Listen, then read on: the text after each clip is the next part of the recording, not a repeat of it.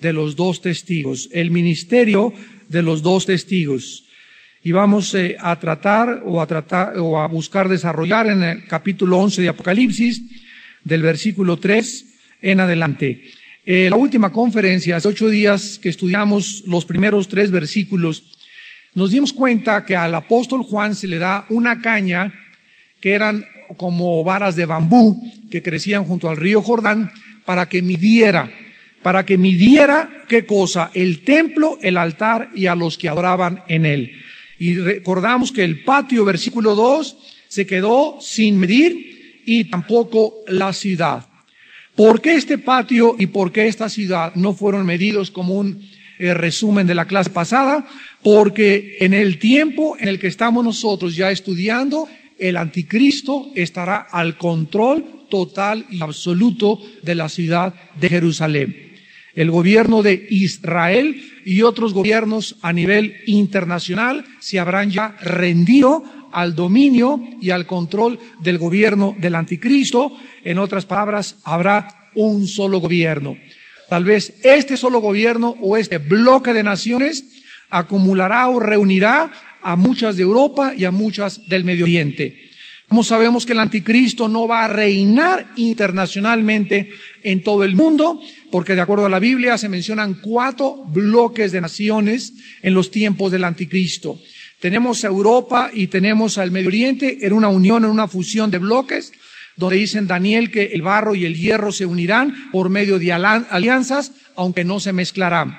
Tendremos también la unión de los países del Medio Oriente en Apocalipsis 16, que se les conoce como los reyes del Oriente. Tenemos en Ezequiel 38 invasión de Gog, que viene de Rusia, junto con Etiopía, junto con Libia, junto con Siria y otras naciones también árabes en contra de Israel. Y también tenemos una alianza de países occidentales, de las cuales tal vez Estados Unidos figurará, pero ya no como una potencia nuclear ni económica o militar como lo es actualmente, porque en tiempos del anticristo Estados Unidos pasará a ocupar un tercero o cuarto plano en la configuración de naciones internacionales. En esta noche vamos a comenzar a estudiar en el versículo 4 la identidad. Vamos a tratar de ver lo que la Biblia nos enseña acerca de estos dos siervos de Dios llamados los dos testigos, que serán ungidos con un poder sobrenatural. Así como Moisés tuvo el poder sobrenatural de con su vara convertir el río Nilo en sangre, con su vara hacer que cayera una plaga de moscas, etcétera, etcétera. Así como Elías fue arrebatado sobrenaturalmente una carroza de fuego, al final de los tiempos, por la actividad satánica, el engaño, la apostasía que va a haber, Dios va a tener que levantar a 2 varones, ungidos, repito, sobrenaturalmente, como lo vamos a ir desarrollando, para que puedan ellos dar testimonio en medio de las tinieblas tan terribles a las cuales ellos se van a enfrentar, y sobre todo desde la ciudad de Jerusalén, donde el anticristo va a estar reinando, poder enfrentarse a toda la humanidad sin que nadie los toque hasta el tiempo señalado por Dios. Pero vamos a ver lo que el Espíritu Santo nos dice acerca de estos dos testigos. Dice en el versículo 4 que estos testigos son los 2 olivos. Esta es la referencia que el Espíritu Santo nos da de los 2 testigos. Si pudiéramos contestar la pregunta, ¿quiénes son estos 2 testigos?, nos tendríamos que limitar a lo que el Espíritu Santo nos dice. Simplemente dice, son los 2 olivos y los 2 candeleros que están en pie delante del Dios de la tierra. Pregunta, ¿quiénes son estos 2 olivos y estos 2 candeleros que están delante del Dios de toda la tierra? Vamos a ver en el libro de Zacarías, en el Antiguo Testamento, en el capítulo 4, para que sea la misma Biblia la que nos interprete y la misma Biblia nos revele quiénes son estos testigos.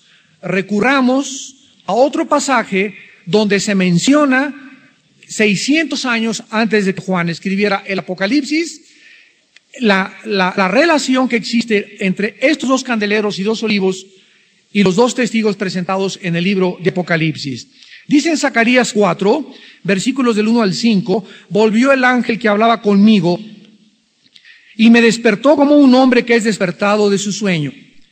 y me dijo, ¿qué ves? Y respondí, he mirado, y he aquí un candelabro todo de oro, y con un depósito encima, y sus 7 lámparas encima del candelabro, y 7 tubos para las lámparas que están encima de él. Y junto a él, 2 olivos, el uno a la derecha del depósito y el otro a su izquierda. Proseguí y hablé diciendo a aquel ángel que hablaba conmigo, ¿qué es eso, Señor mío? Versículo 10 al 14. Porque los que menospreciaron el día de las pequeñeces se alegrarán y verán la plomada en la mano de Zorobabel. Estos son 7 los ojos de Jehová que recorren toda la tierra. Hablé más y le dije, ¿qué significan estos 2 olivos a la derecha del candelabro y a su izquierda? Hablé aún de nuevo y le dije, ¿qué significan las 2 ramas de olivo que por medio de los 2 tubos de oro vierten de sí aceite como oro? Y él me respondió diciendo, ¿no sabes qué es esto? Y dije, Señor mío, no. Y él dijo, estos son los 2 ungidos que están delante del Señor de toda la tierra. Vamos a tratar de, como no hay un pizarrón o algo aquí, ¿verdad? A tratar de ilustrar esto. El profeta Zacarías ve un depósito, vamos a imaginarnos un tambo, un depósito de aceite, un tambo. Y debajo del depósito de aceite, de este tambo de aceite, se encuentra un candelabro. Sabemos que el candelabro tiene 7 varas. La vara de en medio es Jesús, 3 a la derecha y 3 a la izquierda representan a la iglesia, de acuerdo a lo que ya estudiamos en Apocalipsis capítulo 1. Entonces vemos un tambo de aceite con un candelabro debajo del tambo de aceite, y junto al candelabro tenemos a 2 olivos. ¿Qué es lo que significan en la Biblia los olivos y qué significa el candelabro? Bueno, la Biblia nos muestra claramente, ¿verdad?, que entonces encima del candelabro hay un depósito que estaba alimentando con aceite a través de 7 tubos, o sea, cada varita del candelabro estaba conectado al tubo y eran alimentados cada uno por las 7 lámparas. Y ve un olivo a la derecha, 2 olivos a la derecha y 2 a la izquierda. Dichos olivos, ¿verdad?, tenían la virtud de verter aceite como oro por medio de 2 tubos de oro que iban conectados al candelabro. Vemos pues que en esta visión, en resumen, el aceite está alimentando las lámparas para que den luz. Y esto es algo que lo vemos todos los días. Antiguamente cualquier lámpara, ¿se acuerdan de la parábola de las 10 vírgenes? Estaban 10 vírgenes, llega el Señor y les toca, y salieron 5 corriendo a recibir al Señor y se fueron con Él porque tenían aceite, ¿verdad? ¿De dónde viene el aceite? Del olivo. El aceite viene del árbol del olivo y el aceite es el símbolo del Espíritu Santo. Entonces, estas vírgenes se van con el Señor porque tenían lámparas, que es el candelabro, pero aparte tenían el aceite en el candelabro. Las otras 5 vírgenes de la parábola de Cristo se quedan y no se van con Jesucristo porque aunque tenían las lámparas, aunque tenían, ¿verdad?, el candelabro, no tenían el aceite.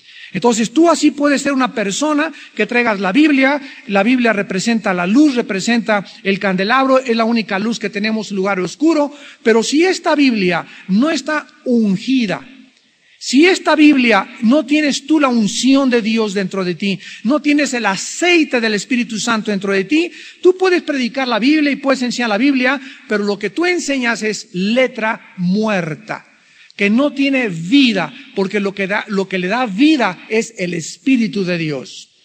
Entonces, ¿qué podemos relacionar con los 2 testigos de Apocalipsis 11, la visión de Zacarías capítulo 4? Vamos a ver en primer lugar que la figura de los 2 olivos es usada para destacar el ministerio profético. El ministerio profético de estos 2 testigos, repito, porque el olivo es el símbolo del Espíritu Santo. Cualquier persona que no tenga el aceite no puede profetizar. Profetizar no es anunciar que viene un terremoto, o que te vas a hacer el mejor predicador, o que tú vas a tener un niño, que vas a tener una niña. Profetizar es anunciar o declarar la palabra de Dios, lo que ya está escrito. Cualquier persona que hable la palabra de Dios está profetizando, del griego profetuo, que significa anunciar, proclamar la palabra de Dios. Entonces, estos dos testigos van a abrir la boca y va a salir de sus labios la palabra de Dios.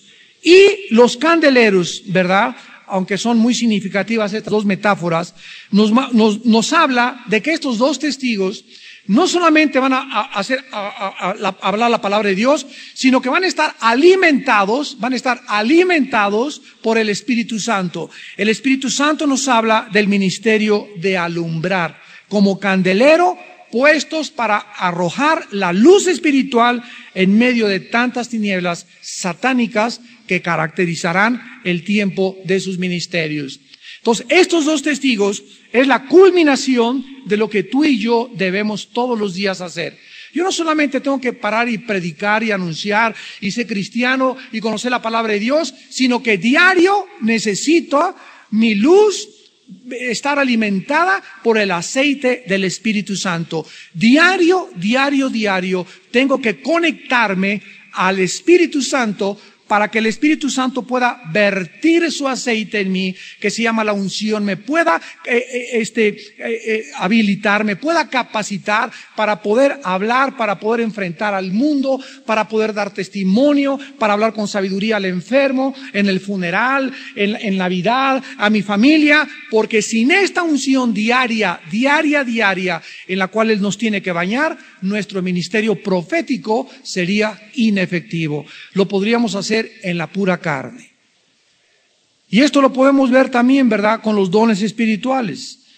Una de las formas como el apóstol Pablo enseñaba verdades era a través de preguntas. O sea, a través de preguntas se puede enseñar la verdad.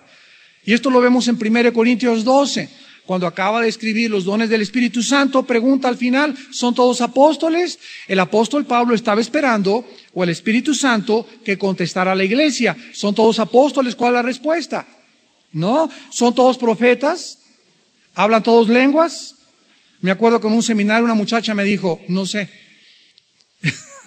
Y le dije, ya ves, cuando hay prejuicios en la teología y queremos que la Biblia se adapte a mi teología y no dejamos que la Biblia nos cambie nuestros prejuicios, es cuando comenzamos a desviarnos de la palabra de Dios. La respuesta es no todos hablan lenguas. Le dije, entonces, en ese seminario que me invitaron hace unos meses, ¿por qué entonces se pelean ustedes por las lenguas y etcétera, cuando la Biblia dice que no todos hablan lenguas? Y que no todos son apóstoles, y que no todos tienen dones de sanidad, y que no todos tienen esas cosas. Entonces, cuando dejamos la Biblia, que ella sea la que nos enseñe, y yo no vengo a la Biblia con mis ideas preconcebidas, y entonces para que haga decir lo que yo pienso, la tuerzo, comenzamos a salirnos y a desviarnos de la verdadera espiritualidad. Muy bien, ahora, estos testigos, ¿quiénes son? Ya vimos que son dos hombres dotados con un ministerio profético y con la unción sobrenatural como jamás tal vez ningún cristiano la había tenido desde los tiempos del apóstol Pablo para profetizar en tiempos del anticristo.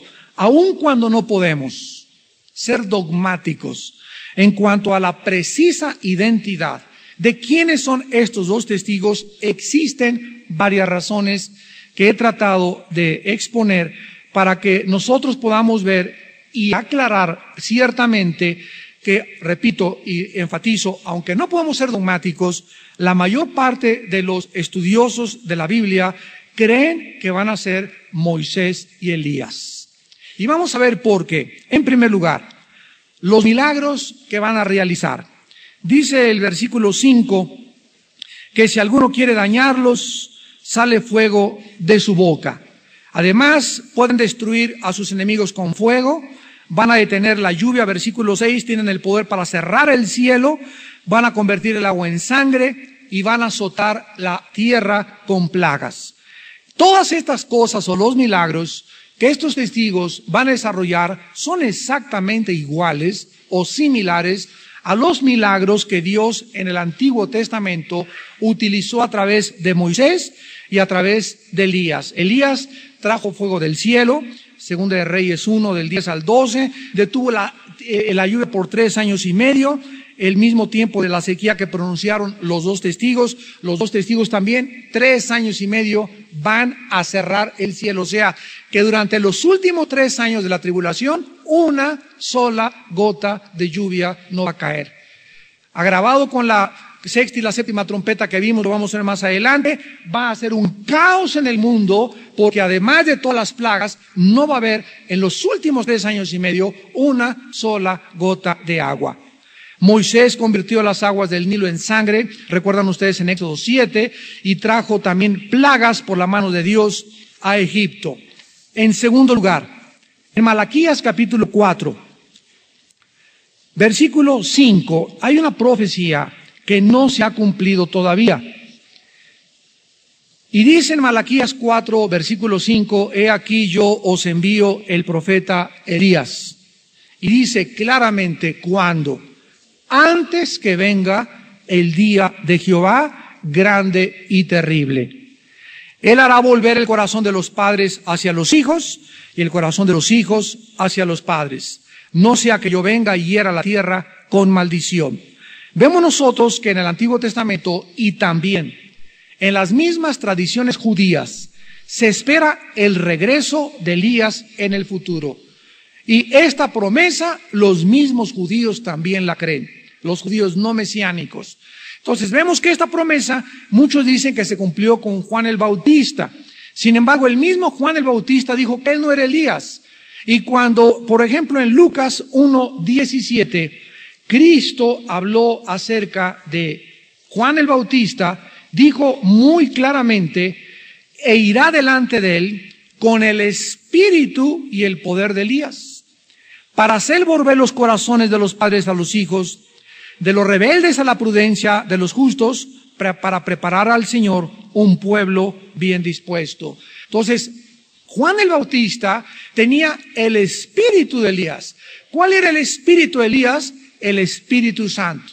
O sea, el mismo espíritu, la capacidad que el Espíritu Santo le dio a Elías, se la dio también a Juan el Bautista. El valor de Elías lo tenía Juan el Bautista. Y vemos una similaridad entre los dos ministerios de Elías y de Juan el Bautista.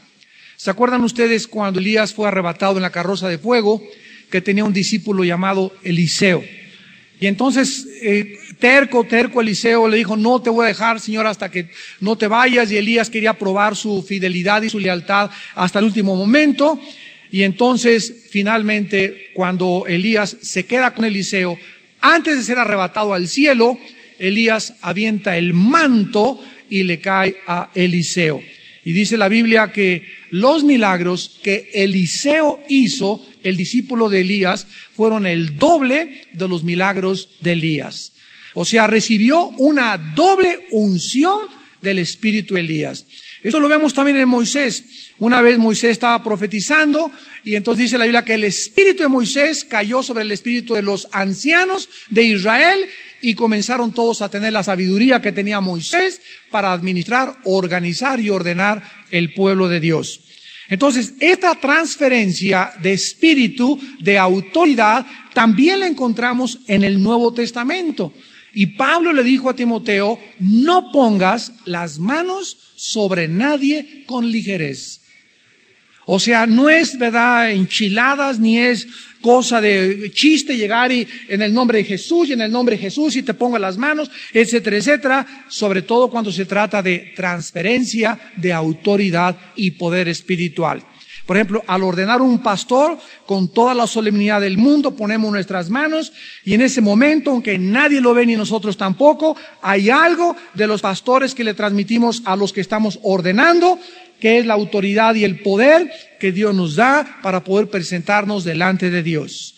Entonces, esta transferencia de autoridad se tiene que hacer con mucho cuidado, de acuerdo a Pablo, a Timoteo, y con mucha seriedad. Bueno, estos dos testigos tendrán esta unción de Dios. En tercer lugar, tanto Moisés como Elías, uno representa la ley, Moisés, Elías a los profetas, Cuando Cristo le habló a 3 de sus discípulos en el monte de la transfiguración, Mateo 17, y de repente sus vestidos fueron blancos como la lana, y hubo una aurea tremenda de Cristo, y los discípulos se quedaron ahí maravillados en lo que se conoce como la transfiguración. En ese momento, junto a Cristo aparecieron Moisés y Elías. Recuerdan ustedes que Elías no murió.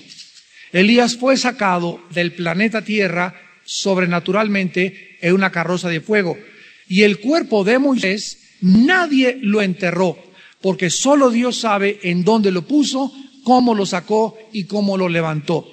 Por eso vemos que en Judas Satanás quería contender con el arcángel Miguel por el cuerpo de Moisés, tal vez para extraer sus genes o convertirlo en reliquia o hacer de Moisés un ídolo al pueblo judío. Pero esta transformación que tuvo Cristo en el monte de la transfiguración nos habla, ¿verdad?, que era una anticipación de su segunda venida. Porque les dio este vislumbre profético a 3 de sus discípulos nada más, no a los otros, a los otros 9, sino que solamente a 3 discípulos les permitió transfigurarse para que lo vieran en un adelanto de su gloria como iba a venir en su segunda venida. Entonces parece ser también por esta razón que Moisés y Elías vendrán y le volverán a preparar el camino a Cristo. En cuarto lugar, tanto Moisés como Elías se fueron de este mundo de una forma diferente. Elías nunca murió, fue transportado, Segunda de Reyes capítulo 2, y Dios entierra sobrenaturalmente el cuerpo de Moisés. Ahora, hay en Hebreos un texto en 9:27 que dice, está establecido a los hombres que mueran una sola vez y después el juicio. Y hay muchas personas, y muy válido, ¿verdad?, que digan, bueno, aquí está estableciéndose que los hombres mueren una sola vez y después el juicio. Sin embargo, este texto no gobierna la vida de estos 2 hombres porque también existen excepciones como la resurrección de Lázaro. ¿Se acuerdan ustedes en Juan 11? Lázaro resucitó, o sea, Lázaro se murió y Lázaro volvió a vivir otra vez y se volvió a morir otra vez. Porque no se fue así como se fue, lo resucitó Cristo y no se fue al cielo, sino que siguió viviendo y después murió después de la muerte de Jesucristo. Entonces Dios puede hacer excepciones en su palabra, en sus leyes, ya que Él es el creador de las leyes y no Dios se somete a las leyes que Él mismo estableció. Regresamos a Apocalipsis y veamos ahora que estos testigos supuestamente van a ser Moisés y Elías. Repito, es una forma de poder explicar y decir, por estas razones que van a ser ellos, veamos ahora su poder. Dice el versículo 6, estos tienen poder. Aquí la palabra es exousia. Hay 3 palabras para poder en el Nuevo Testamento, que es dinamis o dunamis, exousia y kratos. Son las 3 palabras griegas para el poder. La palabra dunamis es el poder que tú y que yo tenemos cuando Jesús dijo recibirán poder cuando el Espíritu venga sobre sus vidas.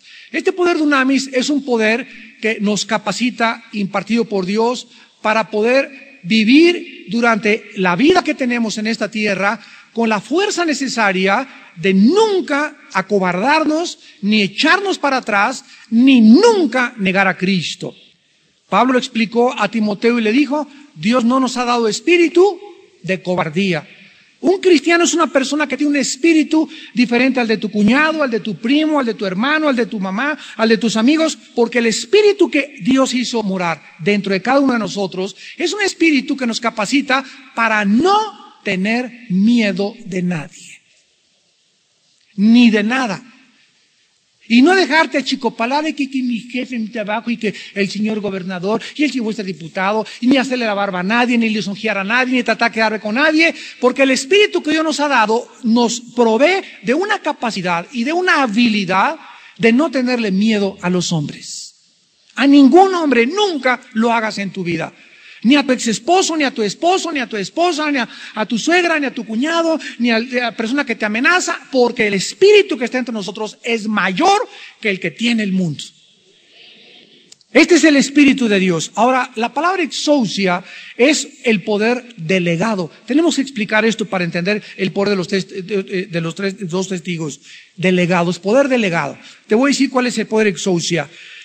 Yo no puedo ir a hacer un trámite ante tránsito, entonces tomo una carta que se llama carta poder, que la venden en la papelería, la firmo y se la doy a una persona para que vaya a tránsito y me represente con ese poder es un poder delegado. O sea, él no tiene mi poder, lo tengo yo. Esta carta le estoy prestando mi poder para que me den mis placas, me represente ante tránsito y pueda hacer los trámites correspondientes. Es el poder que tiene un diputado, un juez, un senador, un presidente, un gobernante. Ellos no tienen poder en sí mismos. Dios, dice Romanos 13, les ha conferido exousia, un poder delegado, prestado temporalmente para representar una autoridad que no es de ellos y que si la convierten en autoritarismo es un poder corrompido. Y nos damos cuenta, ¿verdad?, que siempre que una persona se le confiere o se le inviste de un poder, desde un policía de la calle de la esquina hasta un agente, hasta un juez, a lo que sea, inmediatamente ese poder lo convierten en autoritarismo. Y una cosa es tener autoridad y otra cosa es ser autoritario. Hay maridos que tienen autoridad sobre la esposa porque la Biblia nos los confiere y se convierten en gobernantes de la esposa, en reyes de la esposa, la doblegan a la esposa y creen que la autoridad es autoritarismo, cuando la Biblia lo explica claramente que esa autoridad, para que yo la pueda ejercer a mi esposa, tiene que ser en servidumbre. Maridos, conviértanse en siervos de vuestras mujeres, como Cristo se convirtió en siervo tuyo y dio su vida por ti en una cruz. Mientras mi autoridad yo la crea que es autoritarismo, o como pastor o como cualquier cosa, y que te dé derecho a sobajar a tus empleados y a humillar a esta gente y creerte superior a aquellos y gritarle, y me tienes que respetar porque yo soy aquí la autoridad, o comienzo a prohibir cosas porque yo soy la autoridad, he corrompido totalmente la autoridad delegada que Dios me confirió. Esto es un pecado muy grave delante de Dios y es el resultado de la naturaleza carnal, humana, no consagrada al Espíritu Santo. Entonces, este poder exousia de estos testigos es un poder delegado, prestado, que Dios les da para cerrar el cielo. Y nada más lo van a cerrar una sola vez y va a durar 3 años y medio. En segundo lugar, dice la Biblia que van a tener poder sobre las aguas para convertirlas en sangre. Igualmente va a ser un poder, como es delegado, va a ser solamente una sola vez y no cuando ellos quieran. Y para herir la tierra con toda plaga, y aquí dice cuantas veces quieran. El único poder que se les da para ejercerlo a su voluntad es para traer las plagas sobre la tierra. Ahora muy bien, estos dos testigos investidos con este poder delegado sobrenatural de Dios para el desarrollo de sus ministerios es por causa de la maldad satánica tan terrible de la cual estarán rodeados. Como Noé antes del diluvio lo recordamos y Moisés antes de las plagas que cayeron sobre Egipto, estos dos testigos proclamarán sin ningún temor, van a ver al anticristo, el mundo contra ellos, como lo vamos a ver, al grado que cuando se mueran hasta se van a enviar regalos unos a otros, se van a enfrentar ahora sí que 2 contra el mundo. Tú nada más estás contra tu suegra, contra tus amigos del trabajo, contra tus primos, contra tus hermanos, y ya te pones a temblar, y ya pues quiero quedar bien con mi familia, y quiero quedar bien con mis amigos. Ahora imagínate ir contra el mundo. Recordamos cuando estábamos estudiando las cartas de Apocalipsis, Antipas, ¿se acuerdan de Antipas? Que se le llama en Apocalipsis 2 y 3 el testigo fiel. ¿Quién era Antipas? En tiempos de Roma, una vez al año los ciudadanos romanos tenían que rendirle pleitesía al César. Y una vez al año los traían al Coliseo y se paraban todos y tenían que jurar así, levantar la mano y decir, salve César. Así como en Alemania dijeron, Heil Hitler, allá en Roma decían, salve César. Y le decían curios en griego, que significa, tú eres el Señor, que significa nuestro amo y dueño absoluto. Tú eres Dios, César. Y el que no jurara lealtad al César, lo quemaban vivo. Entonces, en una de esas reuniones, una vez un esclavo llamado Antipas, cuenta la tradición, que se quedó parado, Cristo lo menciona en las cartas de Apocalipsis, y no levantó la mano. Entonces el César le dijo al centurión, oye, ve y dile a ese, a ver, investiga quién es ese tonto, a lo mejor está sordo, no se lavó los oídos, pero ¿por qué no me jura lealtad? Entonces acerca el centurión romano y le dice al esclavo, oye, ¿qué te pasa? ¿Tú no sabes que tienes que jurarle lealtad al César? Y Antipas dijo, no lo voy a hacer porque soy hijo de Dios. Y entonces el centurión le dijo, Antipas, ¿qué no te das cuenta que el mundo entero está contra ti? Y entonces Antipas le contestó al centurión y le dijo, ve y dile al César, que si el mundo entero está contra mí, yo estoy también en contra del mundo. Lo metieron en una olla de aceite y lo quemaron vivo. Por eso se le llama el testigo fiel. Y nosotros vamos a ver que estos dos testigos, esta es la unción que Dios nos da. ¿Cuántos hombres en el Coliseo romano se enfrentaron al mundo, al César, a los leones, a los animales, a las bestias rapaces, crueles, sanguinarias, a las antorchas humanas en las cuales se convirtieron? Los arrastraron, los enterraron en su orina, en su excremento, les pegaban un muerto aquí a la persona y la dejaban ahí un mes en un calabozo oscuro para que la putrefacción del cuerpo muerto se pasara al cuerpo vivo y se murieran así ellos. ¿Cuántas cosas les arrancaron las uñas, los pelos, los quemaban vivos, etcétera, etcétera? ¿Y por qué lo hicieron? Porque se negaron a rendirle culto al César. ¿Quién les armó de ese valor? ¿Quién les ungió y quién les capacitó para enfrentarse contra el mundo entero y preferir la muerte a negar a Jesucristo? El Espíritu Santo. El Espíritu Santo. Miren lo que dice Apocalipsis capítulo 12, versículo 11. Dice Apocalipsis 12, 11. Y ellos le han vencido por medio de la sangre del Cordero y de la palabra del testimonio de ellos, y menospreciaron sus vidas hasta la muerte. ¿Qué es lo que nos hace, amados santos, más que vencedores?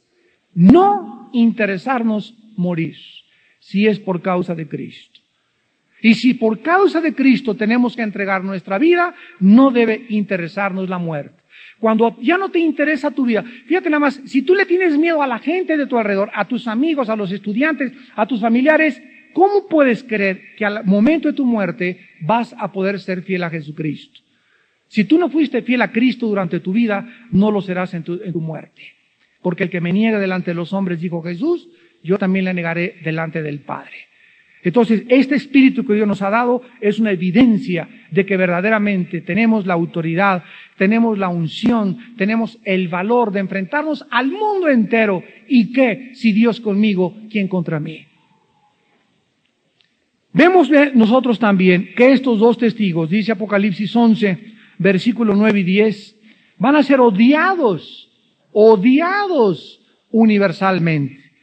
Y los de los pueblos, tribus, lenguas y naciones, Apocalipsis 11, 9, verán sus cadáveres, después lo vamos a ver con detalle, por 3 días y medio, y no permitirán que sean sepultados.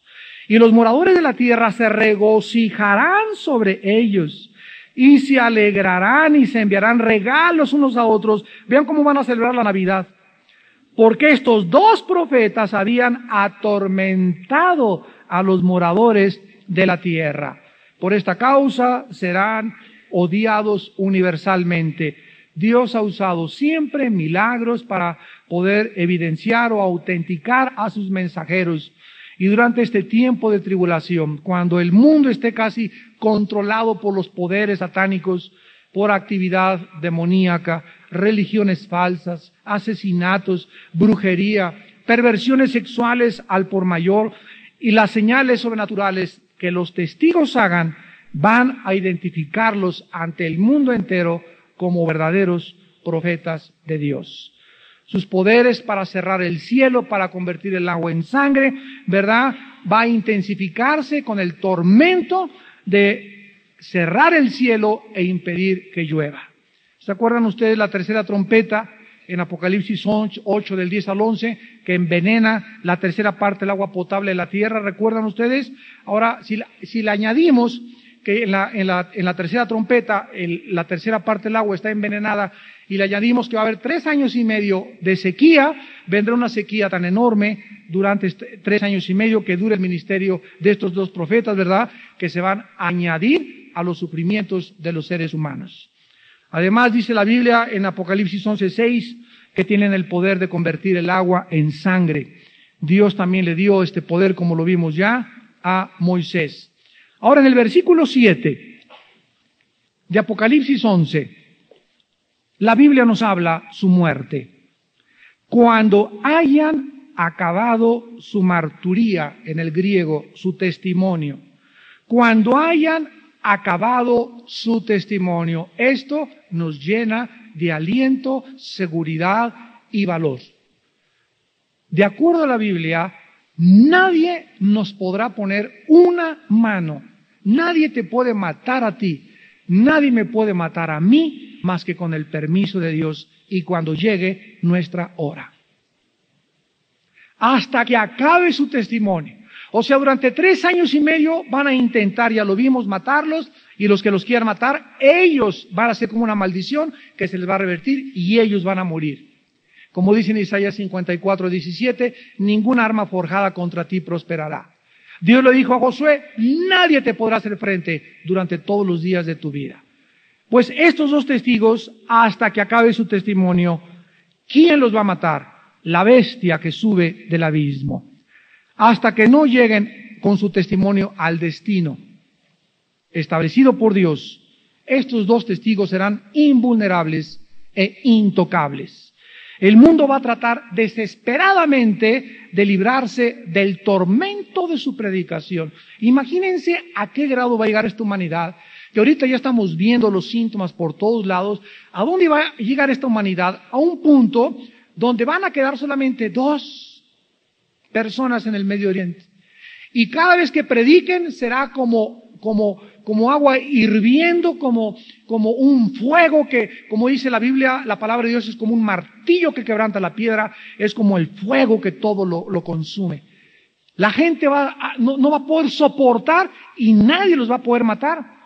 ¿Por qué? Porque la predicación de estos testigos va a producir tormento mental y espiritual en la humanidad, pero Dios los protegerá milagrosamente, como lo ha hecho con todos sus siervos los profetas durante toda la historia. Vean un solo ejemplo en Hechos 18 con el apóstol Pablo. El apóstol Pablo había salido de Atenas, llega a Corinto y estaban tratando de matarlo. Le levantaron ahí, dice la Biblia, que discutía en la sinagoga y persuadía a los griegos y a los judíos. Y en el versículo 9 y 10, Hechos 18, 9 y 10, Pablo se encontraba, repito, pues atemorizado en su humanidad, como tú y como yo muchas veces, y ay Dios mío, mañana voy a enfrentar esto, o tengo que hablar con esta persona, me pueden correr de mi trabajo, diferentes temores.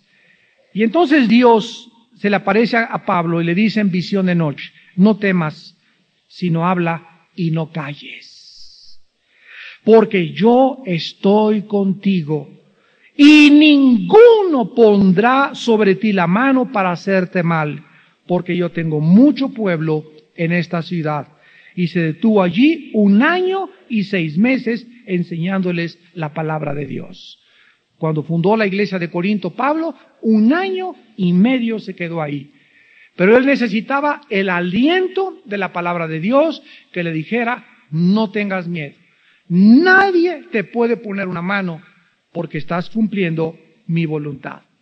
Ahora, nosotros ya no necesitamos una visión de Dios ni una aparición de un ángel porque la Biblia ya está completa y ahora tenemos ya este consejo de Dios y esta consolación de Dios en su palabra en el nuevo pacto. Así que Dios te dice en esta noche, no tengas miedo de nadie. Yo estoy contigo. Nadie te puede hacer nada mientras tú seas valiente. Porque en el momento en que nosotros manifestamos valor, el Espíritu Santo nos cubre, nos guarda, nos da seguridad, nos da paz, nos da tranquilidad y nos asegura interiormente, gracias siervo fiel y bueno conmigo. entra y descansa en la paz de tu Señor. Es una paz que sobrepasa todo entendimiento cuando hacemos la voluntad de Dios. Regresamos a Apocalipsis 11, versículo 7, y veamos a este terrible personaje llamado la bestia, que va a subir de un pozo que ya examinamos en Apocalipsis 9, que se llama el abismo. Y este espíritu que sale del abismo y que va a entrar en una persona que se llama el anticristo, es la primera vez que se menciona en la Biblia o en el Nuevo Testamento con la palabra bestia. El apóstol Juan en 1 Juan 2 ya lo mencionó con el nombre del anticristo. Pero aquí se le menciona con la palabra bestia por una razón. La palabra bestia en el griego es terión. Y es un término que designa a un animal de presa, a un animal que posee un apetito voraz, a un carnívoro semejante a un león o a una pantera. Por ejemplo, nunca usa la Biblia la palabra bestia para un gatito, para un patito, para un conejito, ¿verdad? Son animalitos domésticos. Hay bestias y hay animales domesticados. Las bestias son la pantera, el león, los depredadores, etcétera, etcétera. Un ser de violencia irracional que actúa según su propia y cruel naturaleza. Entonces el Espíritu Santo utiliza un término de un animal voraz, sanguinario, depredador, rapaz, para poder identificar la naturaleza que tendrá el anticristo.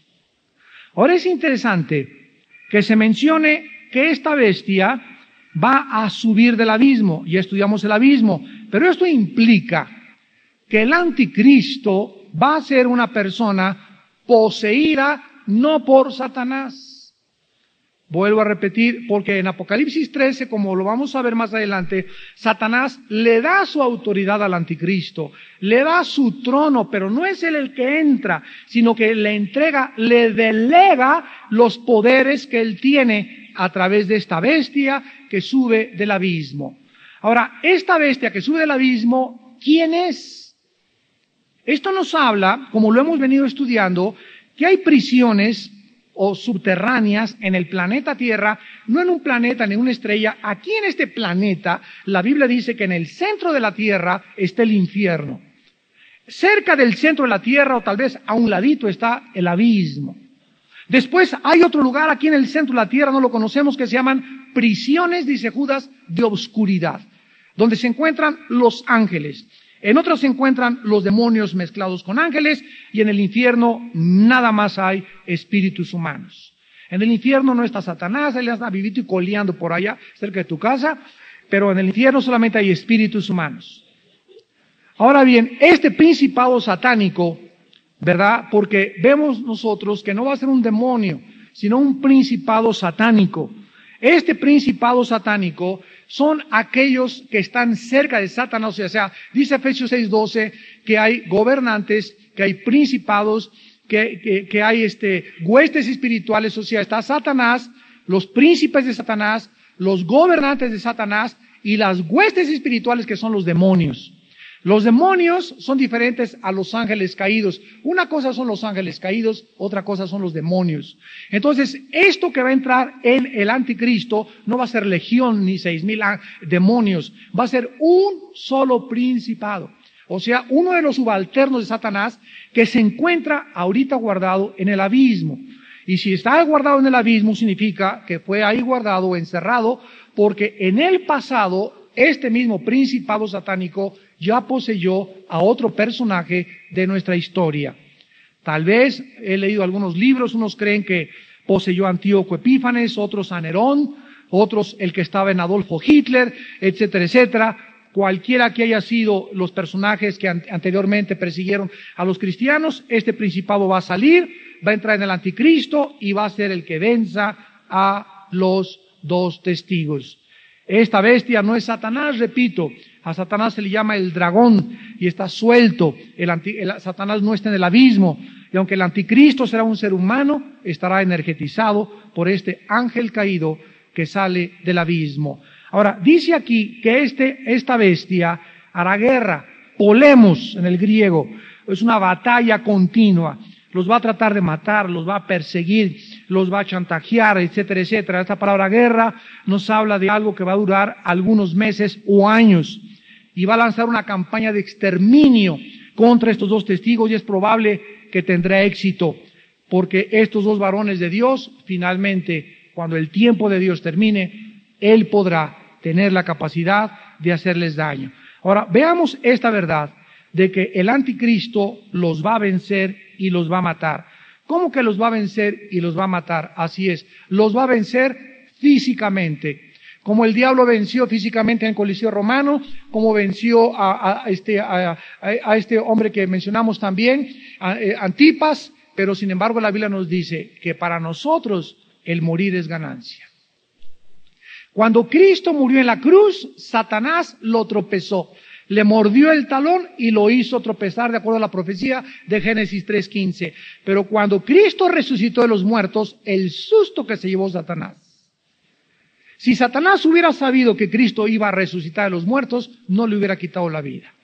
Porque lo que era una señal de derrota, de victoria para el poder de Satanás y el reino de Satanás, se convirtió en la más grande victoria de todo el universo, la resurrección de entre los muertos. Y lo mismo resultará como lo vamos a ver con los dos testigos, porque los va a vencer, los va a matar, pero Cristo a los 3 días, lo vamos a ver más adelante, los va a resucitar y el susto que se van a llevar. Pero veamos algunos pasajes, primero en Daniel 7, donde ya se profetiza que el anticristo va después a perseguir a los santos y los va a matar. Muchos de ustedes que nos escuchan en esta noche, a través de la televisión también, tal vez sean algunos de esos mártires que vayan a morir de manos del anticristo.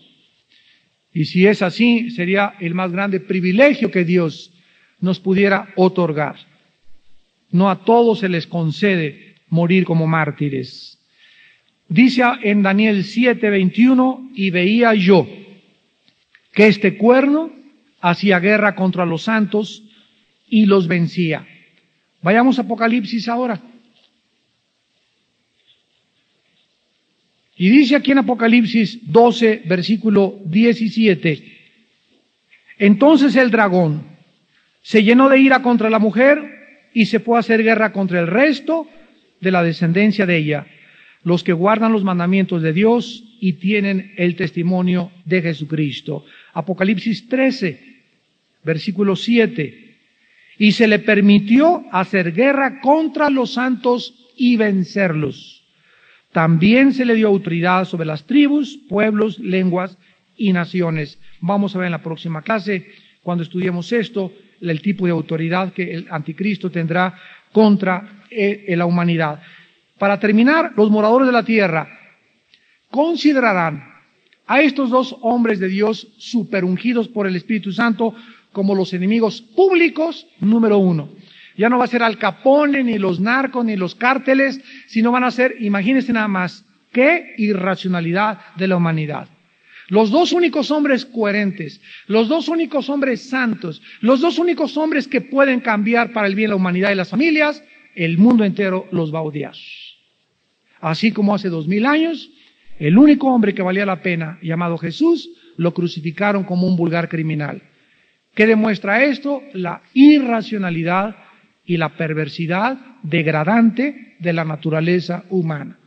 Tal como la Biblia lo dice, la humanidad odia la luz, la humanidad odia la verdad. Ahora, estos enemigos públicos que son los testigos, van a atormentar a la gente, los van a odiar porque no van a soportar que ellos hayan sido afligidos por este ministerio. Y ahora que el anticristo los mate, van a reconocer al anticristo como su amigo y rey por haber derrotado y haberles quitado a estas dos, ¿verdad?, lapas, como les van a decir, ¿verdad?, o dos personas que los atormentaron y por haberlos librado de la predicación de la palabra de Dios. Tal vez muchos de los que nos escuchan en esta noche, vamos a dejar hasta acá nuestro estudio, vamos a ver su muerte y cómo van a resucitar en la próxima clase. Tú estás escuchando esto y tal vez la palabra de Dios ahorita te moleste, te haga hacerte asiento a asiento, te muevas, te incomode, te alebreste, dentro de ti tienes algo que te dice, no es cierto. O tal vez muchas veces, como nos han dicho los predicadores, hermano, yo cuando lo oí predicar me caía gordo y lo odiaba. Imagínense si ahorita que está tranquila la situación sucede eso en el mundo, ¿cómo estará en los tiempos de los dos testigos? Por eso nunca debemos de tener miedo, ni tengas miedo de hablar de Cristo, aunque la gente te odie, se burle y te persiga. Porque nadie te podrá poner una mano, porque mayor es el que está entre nosotros que el que está en el mundo. Oremos. Señor, te damos gracias por tu palabra y porque el espíritu que nos has dado no es un espíritu de cobardía, sino es un espíritu de poder, de amor y dominio propio. Gracias, Señor, porque sin este espíritu, sin esta unción, sin este aceite que derramaste en nuestra vida, no seríamos capaces de vivir para ti. No tendríamos las fuerzas para soportar lo que tenemos que soportar. No tendríamos la dirección que necesitamos para saber que vamos navegando a puerto seguro. No tendríamos la esperanza que tenemos para el día de mañana y para los años futuros al saber que tú estás con nosotros y después de la muerte nos seguirás pastoreando y guiando a sendas de justicia por amor de tu nombre. Gracias, Señor, porque nos guiarás más allá de la muerte. Y si ahora nos ofrecieran, ¿qué sería mejor, morir o vivir? Podríamos contestar como tu siervo Pablo. Si para nosotros vivir es Jesucristo, y si Dios te dio la vida para que seas tu testigo, Él te dará salud y te guardará de todo mal. Pero si tú estás viviendo desperdiciando tu vida, viviendo solo para este mundo, no entendiendo, sino siendo terco hacia su voluntad, ¿por qué le pides a Dios que te sane? ¿Por qué le pides a Dios que prolongue tus días cuando los estás gastando para ti y no para su reino y su gloria en su Hijo Jesucristo? Oh Dios, si para nosotros es esto la vida, Dios mío, te pedimos en esta noche, danos más días. Prolonga nuestros días en esta tierra, Padre, porque queremos ser testigos. Queremos ser alimentados por este depósito de aceite y queremos ser como un candelero, Señor, alumbrando con el poder de tu Espíritu Santo en una humanidad que vive en tinieblas y que no sabe qué camino tomar. No sabe qué respuestas existen para el pasado, el presente y el futuro. Y a nosotros nos has hecho tus testigos, tus mártires, para que podamos darle a la humanidad un testimonio de que tú eres real, de que tú existes, de que hay un juicio que se aproxima, que los vivos y los muertos se levantarán de sus tumbas y se enfrentarán contigo por toda la eternidad, como juez o como salvador. Padre, gracias por la sangre de la cruz. Gracias por esa cruz gloriosa que para nosotros es símbolo de victoria y no de derrota. Porque la palabra de la cruz es locura a los que se pierden, mas para nosotros significa tu poder, tu sabiduría, tu gracia, tu misericordia, tu perdón, porque en ella hemos sido cambiados y transformados en testigos de Jesucristo. En esta noche Dios a muchos de ustedes les invita a venir a esta cruz, a que hagan la paz con Él, a que te reconcilies con Él, a que creas que Jesús es el Mesías, la respuesta de Dios a tus problemas. Cristo es lo que tú esperas en tu vida, la verdad y el camino. Jesús se va a convertir en el todo de tu vida. Si tú en esta noche abres tu corazón y le invitas a tu vida como Señor y Salvador, antes de que el mundo se endurezca más y a ti te arrastre en esta vertiginosa espiral de inmoralidad en que vive el mundo, de degradación, de corrupción, de mentiras, de hipocresía, porque el mundo irá de mal en peor. Pero el camino del justo será como la aurora, que irá en aumento hasta que el día sea perfecto.